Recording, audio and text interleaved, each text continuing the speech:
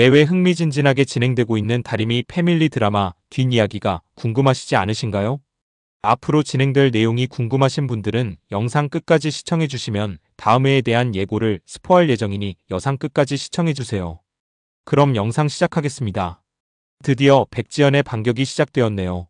아버지 백에게 물려받은 불같은 성격 때문에 백지연은 한 번 해야겠다 생각하면 두 번 생각해볼 것 없이 바로 저질러야 속이 풀리는 스타일인데요. 지승동 과거를 대면서 아들까지 있다는데 큰 실망을 한 데다 서주를 회사에서 내쫓은 데 너무도 화가 나서 백지연은 마구 서둘러 이혼을 감행했고, 하지만 순식간에 벌어진 일이라 한편 지승돈이 자신을 잡아주지 않을까 생각했었지만 사실은 그 반대였고, 지승도 기다렸다는 듯이 친아들 차태웅 집에 데려다 놓고 함께 살고 있었습니다. 물론 그 과정이 어떻게 되었는지 우리는 잘 알고 있지만 어쨌든 결과를 놓고 보면 지승돈 그런 행동이 그렇게 이해가 되지는 않는 상황인데요. 왜냐면 차태웅을 집으로만 불러들인 게 아니라 서강주 상무 자리까지 선뜻 내준 것 때문입니다. 그렇게 자로 잰 듯이 정확하고 규율 규칙을 중요시하는 사람이라면서 정작 차태웅께 내준 상무 자리는 공채가 아닌 특별 채용으로 낙하산으로 내려왔던 것이었죠. 당연히 회사에는 차태웅이 회장의 친아들이라는 소문나고 이제부터 실세로 여겨질 상황인데요. 더구나 헬스센터 사우나실에서 서주가 앉던 자리에 차태웅을 앉혀놓고는 그곳을 들어서는 서주의 지승돈이 했던 말이 정말 충격이었네요. 너 아직도 여기 다니냐? 이 말은 이제 회사도 안 다니고 돈벌이도 차는데 이런 고급 헬스센터는 그만두어야 하지 않냐, 이런 뜻의 말을 빙빙 둘러서 하는 것인데요. 서주는 아직 월말까지 기간이 남아서 왔다고까지 변명 아닌 변명을 했었네요. 바보같이 착한 서강주 하필 그런 타이밍에 지승돈 대한 호칭을 여전히 아버지로 불러도 되냐고 지승도 뜬금없다는 눈빛으로 스스로 잘 알지 않냐고 자신이 알아서 하면 될 걸 그런 걸 왜 묻냐는 식으로 말을 마무리했는데요. 지승돈 대답을 들은 서주의 실망 모습을 정말 잊을 수가 없네요. 서주는 어린 시절 아버지 없이 자랐습니다. 15살의 엄마가 지승돈 결혼해서 그렇게도 지승돈 아버지로 좋아하면서 성장했는데요. 15년을 부자지간으로 산 관계라면 피가 섞였던 아니든 그동안 쌓은 정이 얼마나 클 텐데 지승도 차태웅께 보란듯이 서강주 너무도 냉정한 모습을 보였네요. 무슨 소리냐, 한번 아버지는 영원한 아버지란다. 당연히 아버지라고 불러야지, 이런 말 한마디가 그렇게나 어려웠던 것일까요? 그랬던 지승돈이었기 때문에 오늘 지연에게 마구당하는 모습이 한편은 속이 시원하기도 했던 게 사실입니다. 어떤 비바람에도 무너질 것 같지 않은 단단함과 찔러도 피 한 방울 나오지 않을 것 같던 지승돈이 백지연 고래고래 소리를 지르면서 싸우는 장면도 한편 재미가 있었고요. 그걸 듣고 있는 차태웅 모습은 여전히 남을 주기는 했네요. 사실 따지고 보면 서주는 없이 더 안타깝고 불쌍한 인물이긴 하지만 서강주 그렇게 만든 건 아니죠. 하지만 차태웅이 지승돈 친아들이라는 게 수면 위로 올라오면서부터 서강주 자신이 가진 모든 걸 다 잃었기 때문에 차태웅 서강주의 팽팽한 기싸움에 차태웅 편만을 들어줄 수는 없겠네요. 아마 지승돈 깐깐함과 철벽 같은 모습이 차태웅께서도 보여지기 때문 같은데요. 서강주는 태어날 때부터 금수저로 태어났기 때문에 그 나이가 되도록 돈 버는 일내 전력을 쏟아본 경험도 없습니다. 하지만 지금은 홀로 툭 떨어져 나온 상황이라 하나부터 열까지 자신이 만들어 나가야 하는 입장에 온 것인데요. 젊어서 고생은 사서도 한다고 했으니 서강주 차린 서강 어린이집 성장을 하게 될 것으로 예상이 되네요. 아마도 마지막에는 서강주 차태웅이 사업 경쟁으로 서로 맞붙는 상황이 재미있게 만들어질 것 같은데요. 가장 다행인 건 서강주 모든 걸 다 잃었다 만 대신 다리미를 얻었다는 사실이 개인적으로 제일 행복한 일이 아닐까 생각이 됩니다. 다리미는 8년 전 둘이서 하룻밤을 보낸 뒤 서강주 사귀자고 해서 오래오래 연락을 기다렸다고 했죠. 서강주 역시 그걸 잊었던 건 아니지만 곧바로 입대를 해야 했고 복귀해서 바로 유학을 가느라 다림이 연락을 할 수 없었던 건데요. 그때 모든 오해가 풀리고 지금은 서로 사랑하는 사이로 발전하는 중이라 두 사람의 알콩달콩 티키타카가 너무도 재미있는 상황입니다. 물론 침대 아래 깔려있는 62억 진실이 밝혀지게 되면 백지연은 기절 초풍을 하고 쓰러지게 될 텐데요. 오늘 갑자기 서강주 방에 들이닥치는 바람에 함께 있던 다리미가 들키면 어쩌나 가슴이 조마조마했었네요. 앞서 말씀드렸듯이 백지연은 한번 꽂히면 물불 가리는 성격입니다.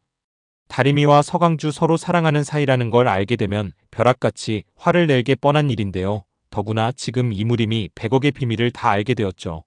지폐에 일련 번호가 존재한다는 것까지 다 알아버린 상태인데요. 할머니 할아버지가 자신에게 준 돈이 자신의 수중에 있기 때문에 러브캐피탈 사람들 이야기가 진짠지 아닌지는 바로 확인이 가능했던 것이죠. 그런데요. 이무림이 그 지폐를 확인하고 나서야 모든 걸 알게 된다는 설정은 조금 이해가 되지 않네요. 무림은 이미 25회의 청렴 세탁소를 찾아가 엄마 고봉이 태학산에서 주운 단추를 돌려주었었죠. 돌려주고 나오면서 혼자 독했던 말 기억하실 텐데요. 이무림은 마음속으로 엄마를 부르면서 아무 일 없었던 것처럼 그냥 그 단추를 옷에 달라고 했죠. 자신의 말에 겁을 먹거나 해서 다른 어떤 일도 벌이지 말라고요.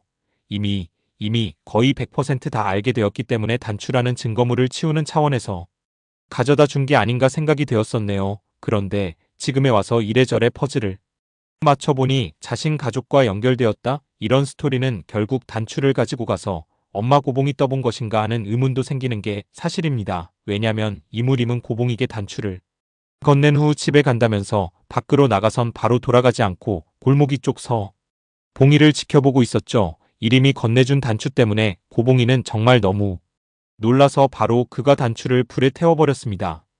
혹시나 해서 자신의 핸드폰에 있는 침대 지폐 사진들을 모두 삭제까지 했었는데요. 어쨌든 이무림이 자신의 가족인 할머니 할아버지와 엄마가 연루되었다는 사실을 알게 된 입장에 이제부터 이 일을 어떻게 풀어나가게 될지 그 부분이 관건이네요. 이림 역시 사람의 유형을 나누어 보자면 지승돈이나 차태훈 같은 스타일입니다. 어려서부터 아버지 없는 가정의 마다로 가난하게 어렵게 살면서 가족을 위해 희생하고 봉사한 건 알지만 다림이 눈 때문에 8억이 든다고 했을 때 보여준 모습은 많은 생각을 하게 했었는데요. 물론 경제적으로 너무 힘들다고 더 이상 자신은 할 게 없다고 소리치던 이림을 전혀 이해하지 못하는 건 아닙니다. 하지만 앞을 볼 없어 평생 남의 도움으로 생을 이어나가야 할 여동생에 대한 연민이나 동정심 가슴 아픔 같은 건 전혀 찾아볼 수가 없었죠.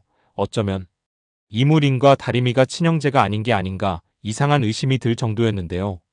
그런 스타일이라는 걸 참고로 한다면 이무림이 투철한 직업 정신으로 가족을 모두 위기에 빠뜨리게 될 수도 있다는 생각이 드네요. 하지만 이 100억 문제는 단순한 문제가 아닙니다. 일단 그것을 훔쳐서 가져간 사람은 얼마 전 세상을 떠난 양길순 있대요. 양길순이 땅에 묻어놓은 걸 고봉이와 할머니 할아버지가 가져온 것이긴 하지만 그걸 다시 꺼내서 다림이 서강주 가져다 주었었죠. 물론 100억이 6억으로 되긴 했지만 30억은 태워져 버렸고 실제 쓴 돈은 다림이는 눈 때문에 쓴 8억이고 물론 지금 다림이 이모 이미연이 도둑 고양이처럼 살짝살짝 훔쳐나가 지하철 보관소에 숨겨놓고 있긴 하지만 오래가지는 않을 것으로 보이네요. 결국 남은 62억 국고로 회수가 되게 될 것으로 생각이 됩니다. 우선 그 100억이 백지연의 아버지 백곰의 것이긴 하지만 백지연은 상속세를 내지 않으려고 금고의 지폐로 꼭꼭 숨겨놓고는 법적으로 제한이 풀리는 15년을 기다렸던 건데요. 숨겨놓았던 죄까지 합치면 원금에 세금까지 얹어서 국가에 모두 내야 하는 상태인 건데요. 그렇다고 해서 다림이 가족이 그걸 마음대로 쓴다는 건 있을 수가 없는 일입니다. 정말 필요했던 8억을 제외하고는 대상이 누가 되었든 그건 제자리로 돌려놓는 게 맞는데요. 아마도 이 복잡한 문제가 풀리면서 남은 수십억을 모두 국고로 돌아가게 될 것으로 예상이 됩니다. 세금을 내지 않으려고 숨겨놓았던 것인데 지원에게 모두 돌려주는 것도 말이 안 되는 것이니까요. 어쨌든 앞을 볼 수 없던 다림이의 눈이 정상이 되었다는 게 너무도 다행 중 다행인 일입니다. 눈이 보이게 되었기 때문에 지금 서강주와 서로 좋아한다는 표현도 하면서 알콩달콩 달콤하게 살아가고 있으니 말이죠. 이런 다림이의 힘 때문에 세상에 버려진 것 같던 서강주는 서강업 페어를 아주 큰 사업체로 키우게 될 텐데요. 서강주 얼마 전 지승돈께 말했었죠. 자신이 지승돈 친 아들보다 더 진짜 아들이라는 걸 증명하겠다고 사업을 크게 일으켜 보여줄 거라고요. 사실 자신을 버리다시피 한 아버지한테 왜 서주가 저런 말을 하는가 생각이 들기도 했던 게 사실입니다. 살펴보면 강주는 정말 진심으로 지승돈 자신의 아버지로 생각하고 사랑했다는 게 증명이 되는데요. 아마도 머지않아 지승돈이 그런 마음을 후회하고 뉘우치며 서주의 진심으로 사과하는 날이 오지 않을까 생각됩니다.